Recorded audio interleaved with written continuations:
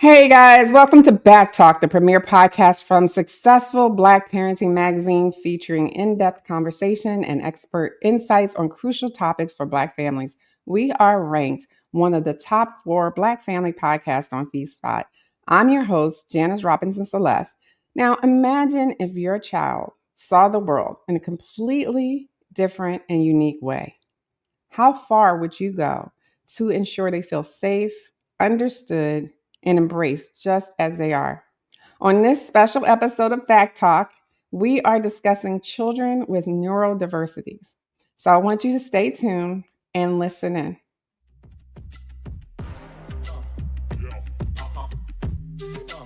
This is BACKtalk by Successful Black Parenting Magazine, the most listened to podcast for parents by parents.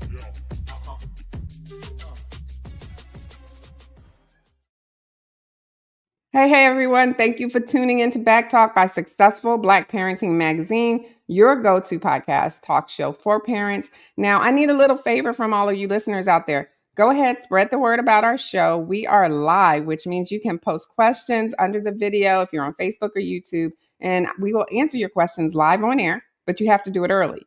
Tell your friends, shout it out to your followers, because sharing is truly caring. And don't forget to use hashtag BACKtalk when you post. Now let's get into today's show, because today we have Crystal Jordan joining us. And we also will have another guest. We hope that she can make it. Her name is Esther Dillard. So I want to welcome you, Crystal, to the show. How are you? I am doing so great, and I'm so excited to be here. Well, thank you. Can you tell us a little bit about yourself? So you guys, my name is Crystal Jordan. A little bit about me. I am an autism advocate, a children's book author, and a magazine owner, just like her, you guys. And I started my mission with advocating for my son when he was 2. Oh, wow. Okay, 2 years old. 2 years old. So let me ask you, what does neurodiverse mean? What does that mean? Help our audience to understand. So it's somebody that look at the world differently from, I break it down from to how you can understand it. So it's like you can look at the world differently. Like my son may look at something and he may see something that you do not see and he do not recognize. And that's what makes autistic kids and autistic adults so beautiful and unique, because we're all different, but their minds are just different. Okay. Now, we've heard about being on the spectrum. What does that mean? So the spectrum is big. So for me, my son, he has a higher support need. You'll never hear me say low support, low functioning or high functioning, because I think it's very offensive to the two people on the spectrum when you say one's high functioning, one's low functioning. That's used for insurance purposes, if you want to be very clear about that. So Okay. my son has a higher support need. He needs a lot of hand-over-hand assistance. He cannot write. He's nonverbal, non-speaking also. And so that's the spectrum, y'all. You can be on this point and somebody can not realize you're autistic, and somebody can actually say, you're nonverbal, so are you autistic? So that's how I look at the spectrum. Like myself, I have not been officially diagnosed yet. Based on the test that I have been taking, I'm high functioning. But like I said, I have less support needs versus somebody who needs more assistance. Okay. Well, I have a grandson who's now 5 years old. He's on the spectrum. When he was 3, he was nonverbal. He's very verbal now. Well, I don't say very verbal because he'll speak to who he wants to speak to. But he's like, he has that brilliance where he taught himself to read it too. We don't know how he did, but he did. He can read anything. He's looking up now on Wikipedia all the continents at 5 years old, telling me about the continents. He's like a little genius, and I'm always like, my mouth is always hitting the floor. So there are wide, the spectrum is wide, and they can actually be on one part of the spectrum at one age and then at a different part at another age. And then they can also grow where they're high functioning and people won't even know that they were ever diagnosed. So there's definitely a wide range, like you said. The range is so big, and I have met so many autistic people and kids on different parts of the spectrum. I just know what my son is, and I'm pushing him to get to a higher level. But right now, My focus is, can he write? Can he do the basic skills that he needs to thrive and be independent? Right. And that's the thing all the parents want. Every parent wants to make sure that their child can grow and be independent.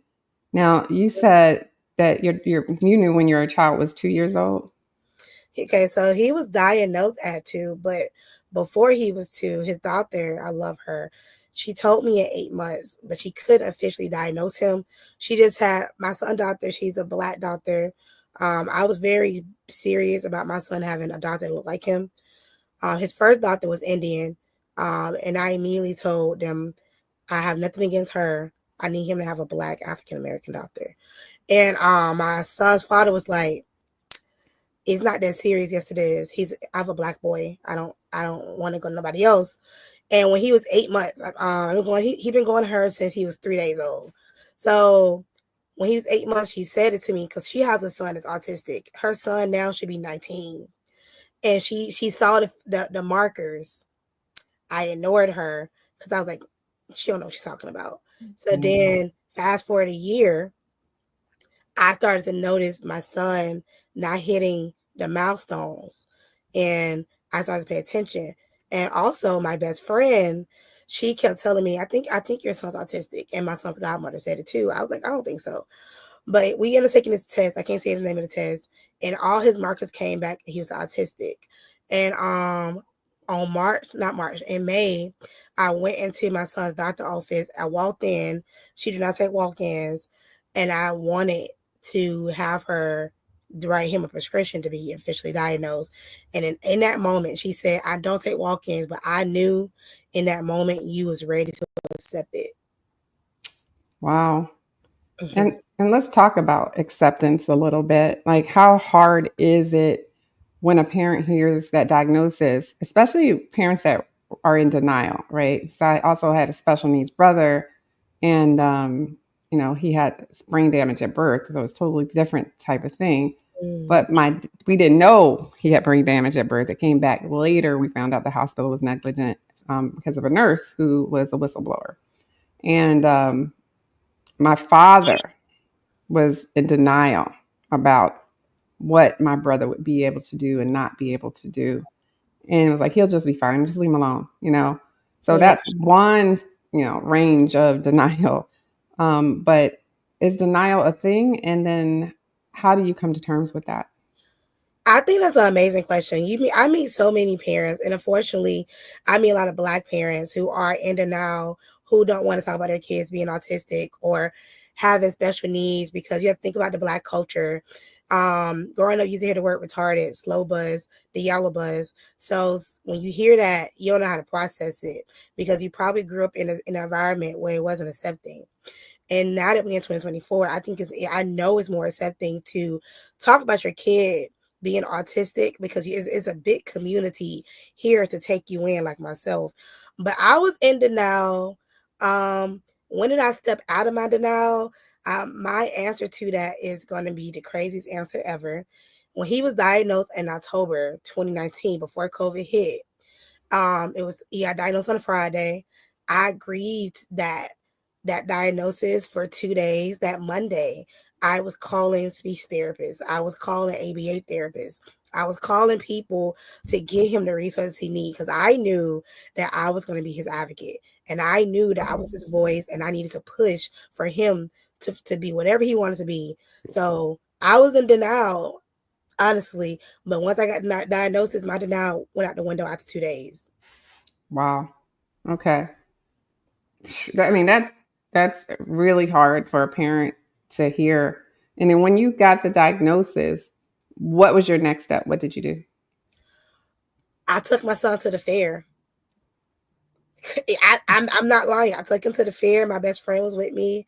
We took our kids to the fair, and I remember crying to my best friend, and because I didn't know what autism was.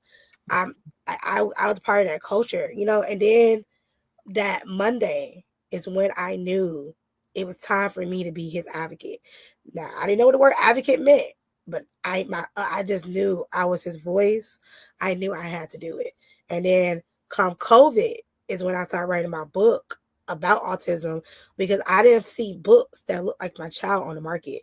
And I seen beautiful blue eye kids on the cover about autism, but I didn't see black kids besides Holly J. Robbins Peete. I was about to mention her. Yes.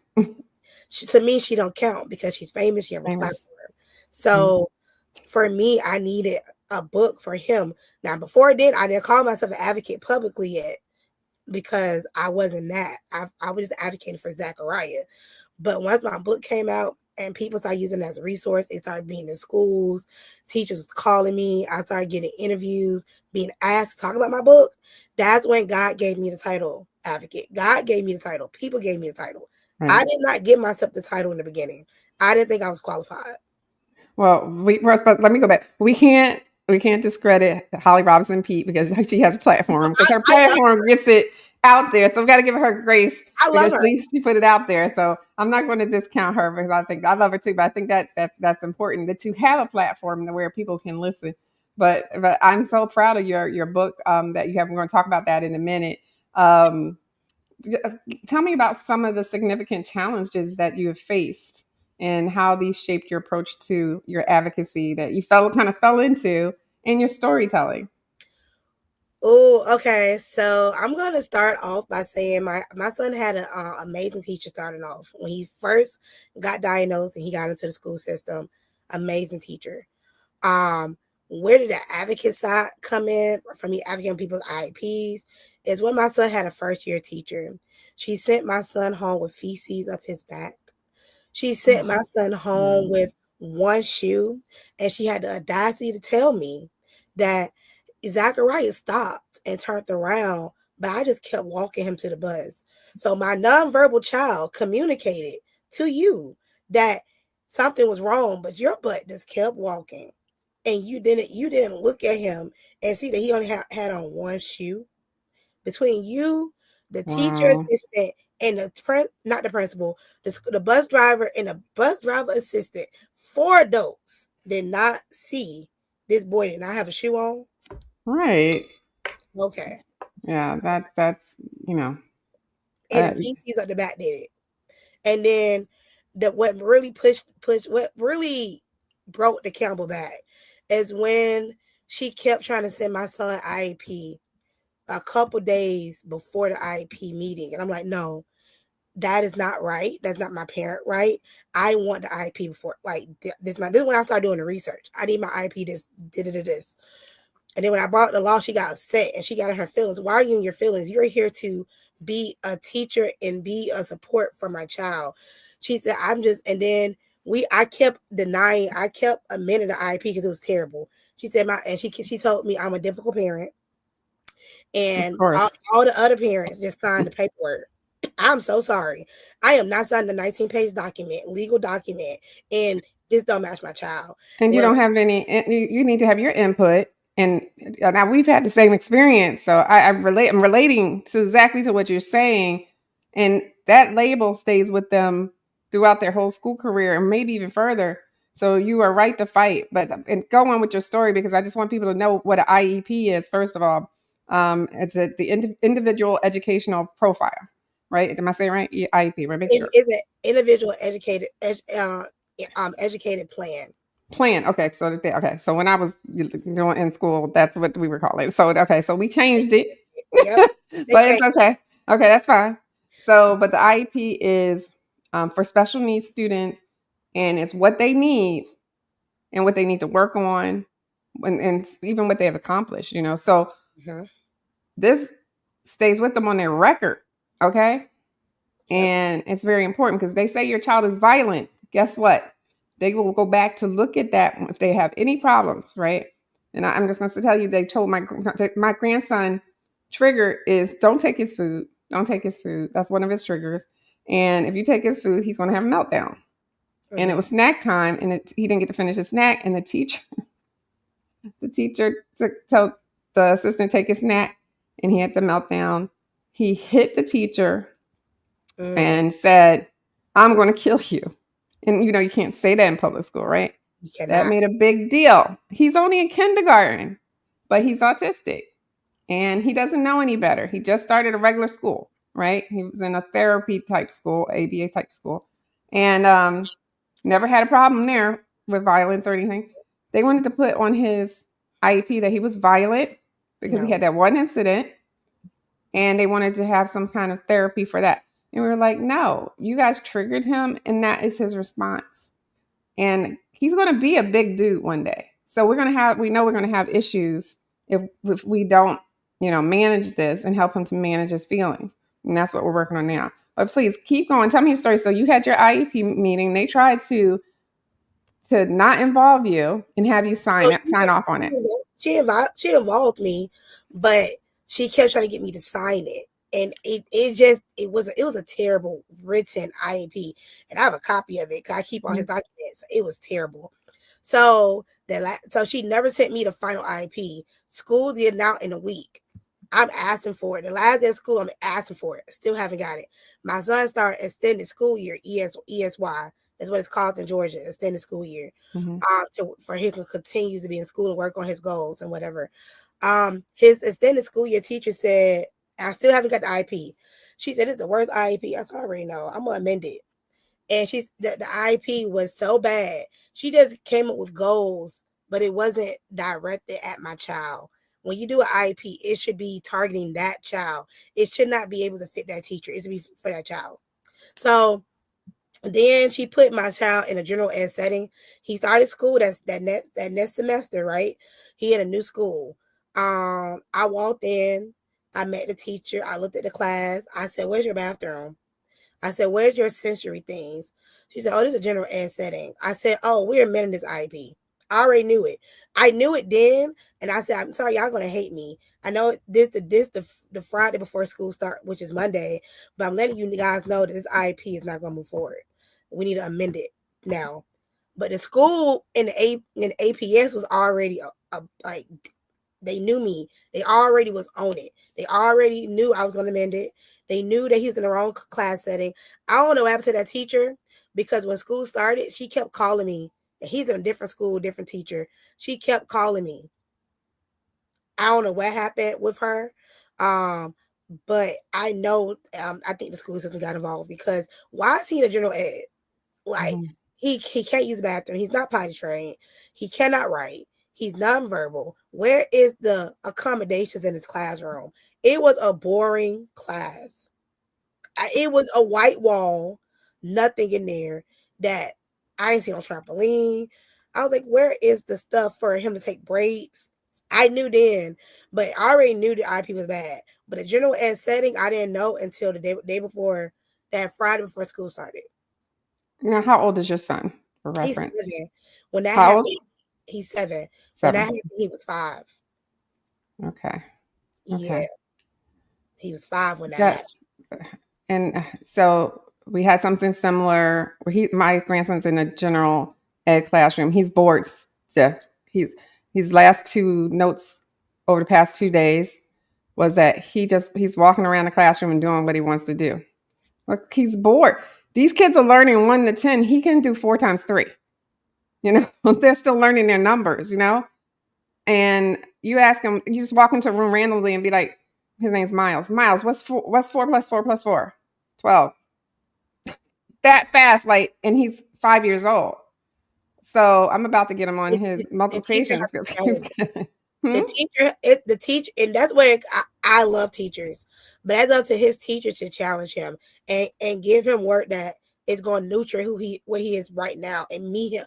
That's why I love my son's teacher now. She meet my son and the other kids where they are. When I say she's amazing, she's amazing. That is fantastic. You're very blessed to have that, because it's rare to find good help, good staff, and good people. I'm not saying his teacher is not, but I think she's overwhelmed because public school classrooms are huge. For even when you have little kids, even having 15. She has a child in a wheelchair and has cerebral palsy. She has another autistic girl in her classroom, plus my grandson, and the rest are general ed. And so I'm like, she has nothing in her classroom for sensory, nothing. And I had asked, why wouldn't he be in a classroom that would meet his needs? And they wanted to try a general ed classroom first. And I know this boy is bored. Okay. I used to teach, I used to run a daycare center, a YMCA daycare center of 256 children. And I knew the kids that got in trouble the most were the most bored kids ever. Right. And then I don't know if they were on the spectrum or not because they never were tested, but they were brilliant because they would sit in my office and I would talk to them. And I knew they were brilliant, too brilliant for that classroom. So as he walking around their board, they actually talked about in his IEP meeting putting him in the advanced classes because he is smart, but he's not there yet. So, it depends on the teacher. It really does. And you're very blessed to have that teacher that you're dealing with. And the principal. I'm Yeah. going to say this. My son's principal do not play about her autistic babies because we have at his school, they have an A unit. A unit is autistic unit. And like in my son's class, everybody's autistic. So it's a little bit different. And we've been there 3 years. So they're so used to me. And we just had his IEP 2 weeks ago. And when I tell you, the principal said, and the whole staff said it was the best IEP meeting they ever had, because I changed my strategy with my son. He is my client, and he's my son's second. I know that may sound crazy to somebody who's watching me, but I have done the mom first. That don't work for me. So them seeing me as the advocate, then the mom, That's perfect, actually. It's a better experience for him because he's getting everything he needs. Like I'll check the email, I'll be like, okay, great. Like he just got a service that he should have got 2 years ago, but I advocated and they gave me some loophole, which I'm not going to really talk about because I'm not trying to get anybody in trouble because it's no such thing. And like I told, I want to know the loophole. Off camera, I would tell you. And I even told the staff that I feel some type of way because what if I was a parent who was not an advocate and I didn't know an advocate that can get me this loophole to get my child this service that they need? Y'all gave me this because y'all got tired of me. Why would you tell everybody so they can't get it too? Because this is important for autistic parents. I don't even think that I think they only created it for me because I was relentless. Like my son needs this. The data shows it. Like, let's go over data. What is the data? You tell me the data. Don't give me opinions. I'm super serious when I talk about my son. Like, what is it? What, like, show me the data. Do he not qualify for the service? They said yes. So why does he not have it?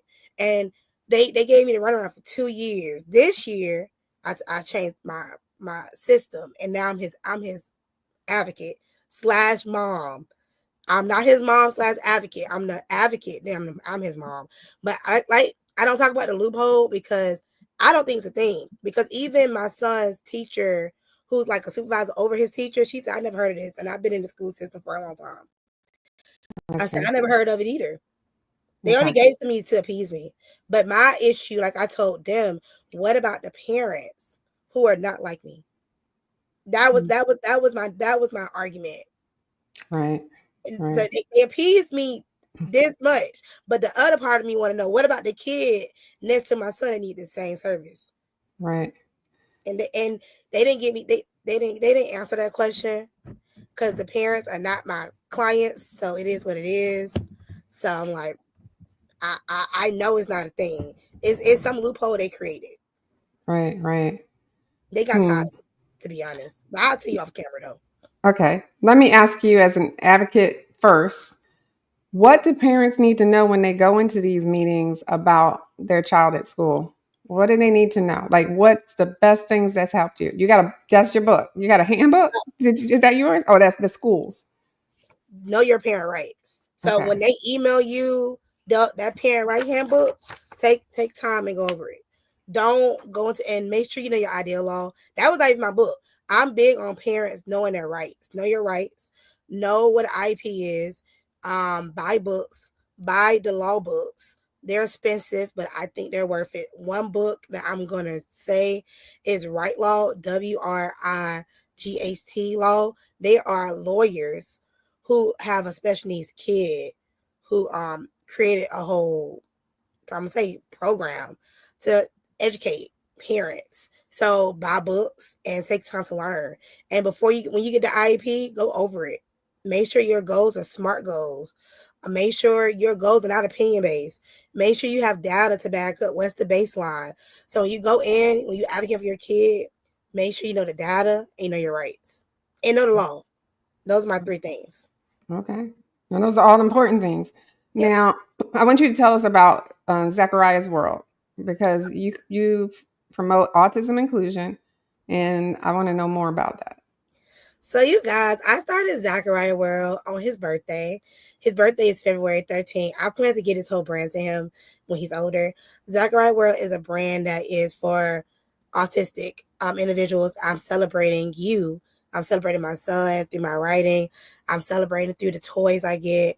I started it because I don't feel like black and brown kids are represented when in literature. I don't think we're represented enough. Like I said earlier, I love Holly J. Robbins Peete. Love it. I have her book. I love her. I love her. I met her husband. I love her. But for me, beyond her, what other books are on the market to push our black autistic kids being the main character and talking about autism? You learn about what it is and you understanding this is a great conversation starter to introduce my family to.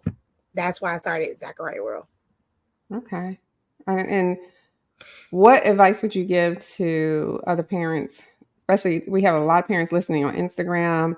We have parents on YouTube right now. What practical advice would you give them to strive for more inclusive spaces with their children at home and in their community? So I think that's an amazing question. And I love that question when people ask me that. First off, I think my first answer is start a community, start a meetup, and and like let's say you have a library. See, can y'all have a sensory day there? Start small and work to new ideas. Have a autistic meetup for y'all can have playdates within your community with your kids. You know, and see what's best for you and your community, and see how y'all can include our autistic adults and kids. Right. I think that's a great idea. I like the meetup idea.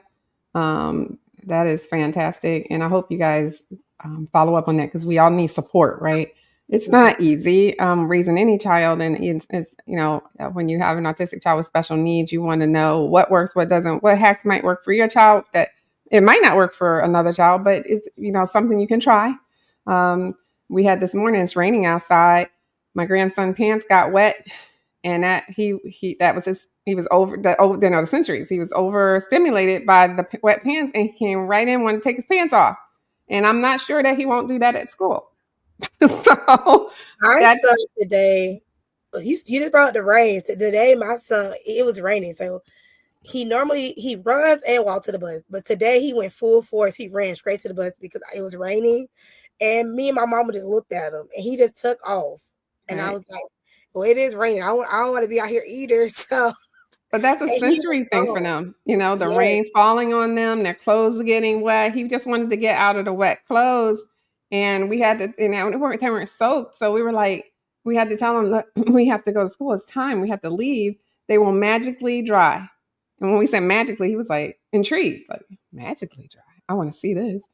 So that's a little hack that we found that worked for him. It could work for some others. I love Um, that you said magically stop. I mean, magically in the Magically dry. Yeah, and we said it will magically dry, okay? And he was like, "Really? Okay, I'm gonna see it." Like, as a definitely. kid, I would have Yeah. said the same thing. I'd have been like, magically dry. You know Right. what? Let's find out. Right. And that's him. So like that's why I said the meetups and things like that where you can converse with other parents so you can know what works, what might not work, things you can just try. Because sometimes we're out here what I call fishing. We're just trying to see which things we're gonna catch that work. Like, with each day. You don't know what's gonna be the next day, which is what makes them so special and amazing. You know, from every day is different. Every day is different. And Every day that's is what I different. love about watching him be who he is, you know and it's amazing. My mouth, I tell you, my mouth hits the floor so many times because I'm like, what did he just say? And not every, an autistic child is verbal, but him being verbal, it's amazing what his brain is thinking and how advanced it is. I can't wait until Oh, my son is verbal. Like I have faith that he's gonna talk one day, and I can't wait to see he's verbal because he's hilarious. Like people don't even realize when he's talking back because he's not vocally talking back. He's talking back to you. You just don't notice it. Like before my late auntie passed, she was a special needs teacher. She the one that pointed it out to me. She said, okay, she did something, and he'll talk back. She said he's talking back, and now that she's gone, I see it. He does it all the time. Like if you tell him something he don't want to hear, hi, and I'd be like, so he's talking back. You They'll tell let him you know. no, he do this and he do that. I swear, I'd be like, oh my God, you're talking back. Your great auntie got you right on the head, and it'd be so hilarious. But And I love him to death. and that's what makes them amazing. And they like, he's hilarious, just like you said. The things he says sometimes are very funny. I know another person whose son is 10 and he talks in movie quotes, and they had to figure that out. Movie quotes. Like I can't even remember what I said a few minutes ago. A lot of movie quotes from all the movies to have a whole dialogue with someone. Yes, he talks in movie quotes. It's amazing. Like it's just intriguing. I about to say that's intriguing. Like I can remember what you just said. I can remember what I said 10 minutes ago, yesterday, to my business partner. I can't remember anything. Like, that's amazing. But I think autistic people are so amazing. Once you really get to know them and pay attention, they are amazing. And back to something you said earlier that I wanted to point out. I agree with you. Certain words should not be listed on your kid's IEP, like violent, aggressive. Those words should never be on your kid's IEP. Never. Find another way to word that, because on my son IEP, we don't have that. Like, no. If I see a word, I'm like, ooh, no, we can't have that on there because it's going to follow him to college. Because I'm not sure if my son want to do post-secondary options, but I'm preparing myself if he do want to go to college, because I got to transition him to a 504, which will transition him to college. So certain words, like you said earlier, I agree with you. Absolutely. You can't do that. Let's go back a little bit for the parents who are listening who might not have autistic children, or they may have a young child. They might be suspect that something's going on, because I'm the one that alerted my daughter that something was wrong, that he wasn't hitting his milestones, because that's what I used to do for Children's Hospital of Philadelphia. I would test children to make sure they were hitting their milestones, and I had to keep him for a week. And I was like, this is not right. Something's not going on that's supposed to go on. That's not happening. Please get them tested. And that's how. And she was in denial, and her husband was in denial. And finally, they listened and they got him tested. And I said, you need to do it now, because the earlier you get help, the more likely they'll be able to live in mainstream society as they grow older, right? So it's early intervention that's so important. So if you guys listening out there know someone or suspect that their child might be on the spectrum and they're in denial, let them know now is the time, when they're young, to get them all the therapy they need so they can live on their own when they get older, and they can be independent as possible, depending on where they are. But let's talk about what signs that parents should look for and around what age do you start to notice? You can notice as early as 18 months. Are they answering to their name? Are they hitting their milestones? Are they lining up toys? Are they unaware of danger? What else? Another one. I have a list in my head, y'all. Are they doing repetitive stuff? Like, are they spinning around? They flapping their hands? That's another thing. One sign that my son did and the doctor noticed was him walking on his tippy toes. I was about to say that. He was not walking on his regular feet. He was walking on his tippy toes. Even at like 3. So 2 years old, toddlers are fine. But once they get past that toddler stage, they're still walking on their tippy toes. That should raise some red flags. Yes. Right. And if your child is not speaking by a certain age, that's also the biggest telltale sign. And unfortunately, boys are diagnosed more than girls. Right. Boys are diagnosed 4 times likely than girls. Girls are not diagnosed as higher than boys. So with girls, you have to pay closer attention, because girls are normally diagnosed later. Most women I have met was diagnosed when they was 12 or around my age, 34, 35. Me, I'm going to say 33. It just takes a lot of money to get the official diagnosis. So with girls, I want y'all to pay more attention, close attention to them. Boys is like, you see it. but girls is harder to see. Yeah, I think because girls mask they and do. we Absolutely. mask, and think about it, we're seen and not heard, Hmm. um, stuff like that. So I want us to be very vigilant when it comes to our girls too. Right. And I think what happens is around teenage years when they're trying to fit in at school, they don't fit in. They have this awkwardness about them. They're considered quirky I was gonna or, nerdy or something, or standoffish. They're by themselves. And then that is somehow mainstreamed as, there's she's nothing wrong with her. She's just quirky. or she just don't And talk, or right, right. yeah, and and that right there is sad because a lot of girls are so. Every woman I have met that is autistic was diagnosed at 12 and up. I mean it's when it's come to the advocate side, I'm meeting parents who are advocates and they find their kids at 5, but that's still a late diagnosis. If you want to be honest, that's still late. It is. It is very late.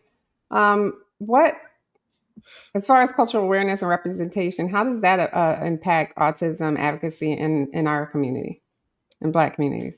I believe if we keep seeing more faces like me talking about autism awareness, I feel like the comments like slow buzz, the R word. I don't use the R word.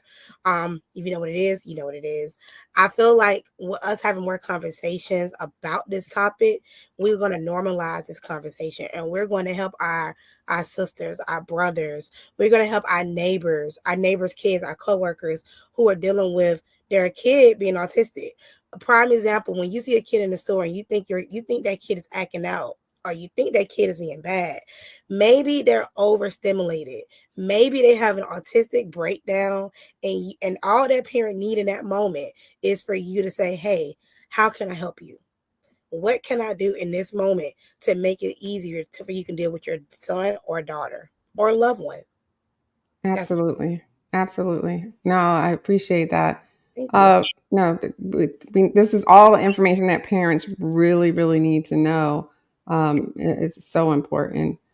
Let's talk about support systems. I love the meetup group idea, but what other support systems do you have, and how can we use those support systems to like bridge the gaps in the system? So the support system that I'm currently working on is going to be a nonprofit, and it's going to be for parents. I want to focus on parents because I feel like us as special needs parents, we lose ourselves. And with us losing ourselves, we don't take care of ourselves, and we can't pour from an empty cup. We can't pour from a halfway cup. We have to feed our kids from our overflow.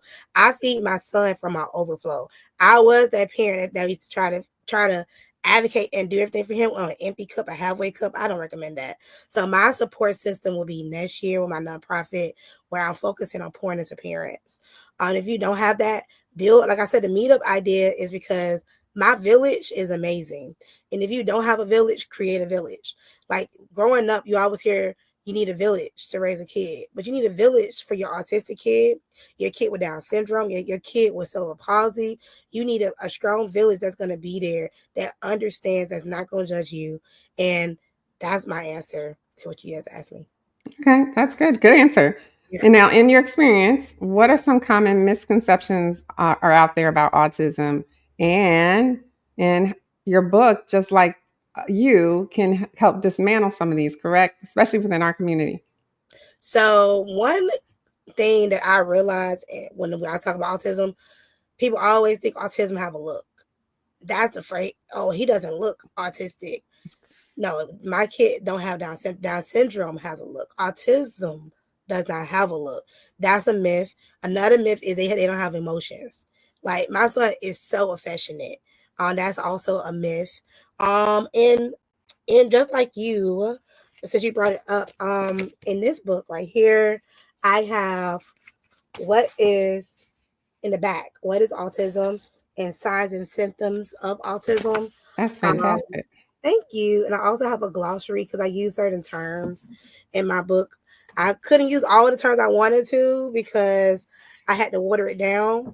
But in the back, I have a glossary for you guys. So you can talk about what I said in the book. I talk about my son's stemming in here. The reason why I say this book is a resource is because it's full of knowledge. Because my first book was to use to be a conversation starter.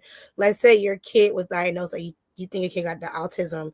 You buy the book to learn about autism because it breaks down what it is, and then it also have resources in there, and you also gives your family for they can learn about it.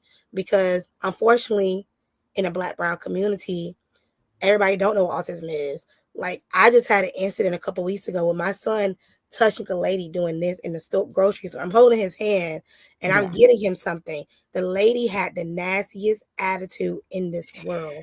And I was a mom in that moment. I was not an advocate. Yeah, I understand. I was not an advocate in that moment because you got mad because a kid kindly touched your arm. And that's how he treat people.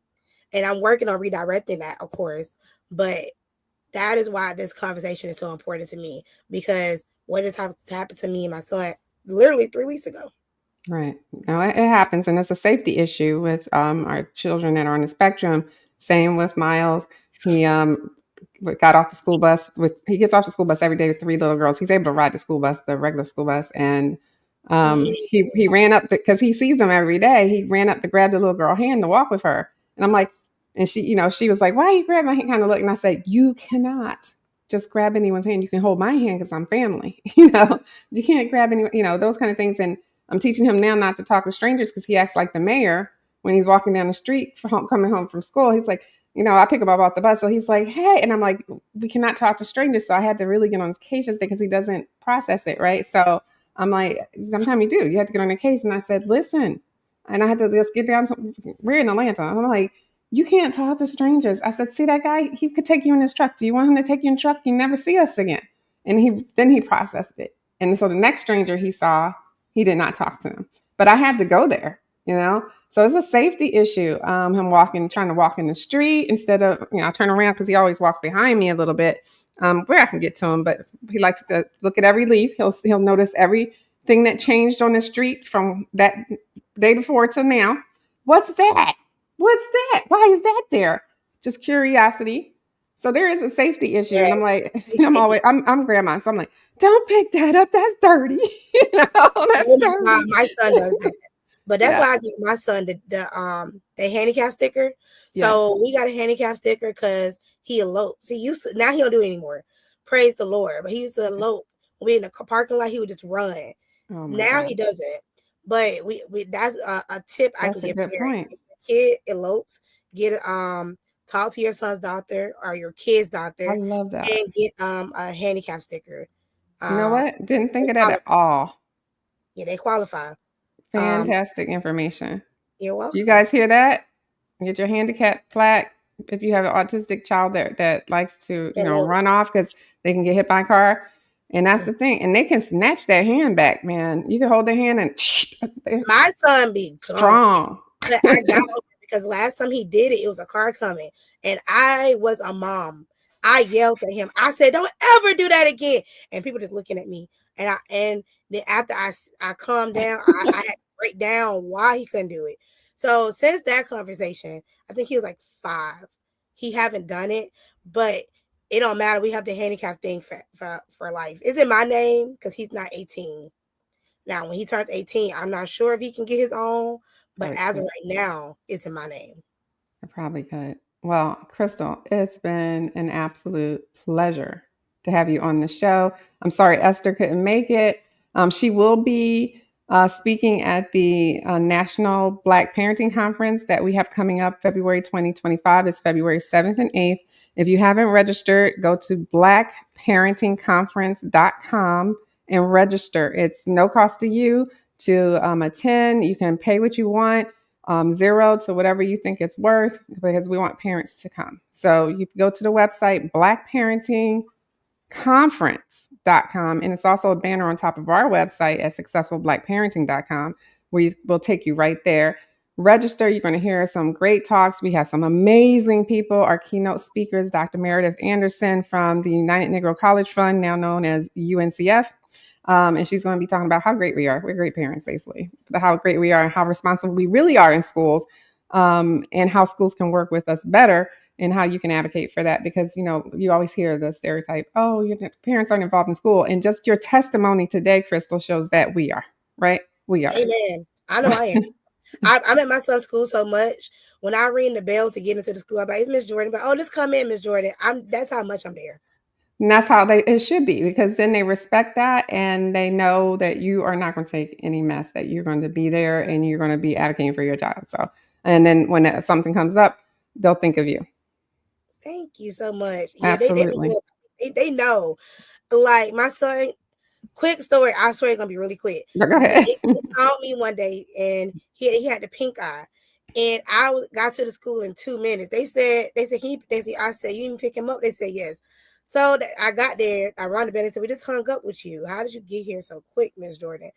I said, honestly, I was in my car heading somewhere else, but once I heard he was sick, I just pulled up, and it was like, okay, you got here really quick. You wasn't playing. And I even asked him, I said, where you get the pink eye from?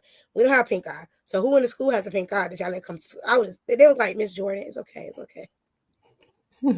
They can't tell you that. That's against the rules. Well, anyway, we got to have you on the show. I didn't know that. Yeah, you can't. It's like HIPAA. You can't tell them.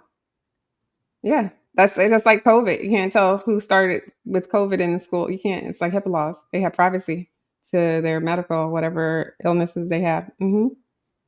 Oh, I did not know that, because they did not tell me. And I was like, so he just randomly got the pink eye. And wow, you just told me something. I did not know that. Yeah. Thank you for telling me that. And they're not supposed to tell other people that your child has autism either, because that's his private medical business. Yeah. Well, the whole school know the A unit. Well, that's different. I'm talking about like parents coming in. If they're working with him, then that's different. They should be part of his IEP and working with him. Yeah. Mm-hmm. Yeah. That's different. I know that everybody in the school know A unit is autistic unit. So okay. Our school's a little bit different. So everybody knows autistic babies. They get treated so well. Like this. Oh, that's good. That's a blessing. You're going to have to let me know what school that is too. I will. Okay. All right. Well, thank you again. We're running out of time, but like I said, I enjoyed talking to you today. So thank you again, Crystal.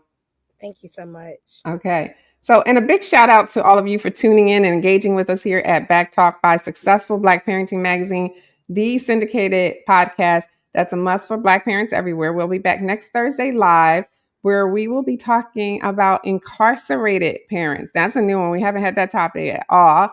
And it's going to be a great show too. So tell a friend to tell a friend and join us. Don't forget, go to our website at successfulblackparenting.com. Also, look at the top. There's a banner that will take you to the National Black Parenting Conference happening in February. It's online. The first 3 will be online. Then we're taking it on the road, guys. So we need you to participate. We already have enough speakers. We need sponsors. If your job wants to sponsor something that has engaged Black parents, this is the one. This is the one you want to do.